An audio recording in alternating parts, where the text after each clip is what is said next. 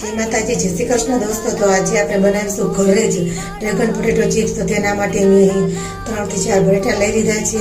તેને આવી રીતના છાલ ઉતારી અને આપણે ચિપ્સ કરી લઈશું। બધી ચિપ્સ સરસ થઈ જાય એટલે તેમાં આપણે કોર્નફ્લોર, લાલ મરચું પાવડર અને ધાણા જીરું નાખીને સરસ હલાવીને મિક્સ કરી લઈશું। ત્યાર પછી કઢાઈમાં આપણે તેલ લઈ અને જે ચિપ્સ કરી હતી તે તળી લઈશું। ગોલ્ડન બ્રાઉન રંગની થાય ત્યાં સુધી આપણે ચિપ્સને તળી લેવાની છે। ત્યાર પછી ચિપ્સ કાઢી અને આપણે તેમાં તેનો વઘાર કરવાનો છે।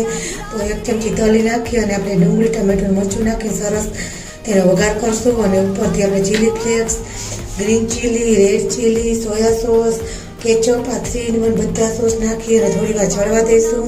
ત્યાર પછી જે ચિપ્સ બનાવી તે નાખીશું અને તેને થોડી વાર હલાવી અને મિક્સ કરી લઈશું। તો આપણે ઘરે જ ડ્રેગન પોટેટો ચિપ્સ તૈયાર છે।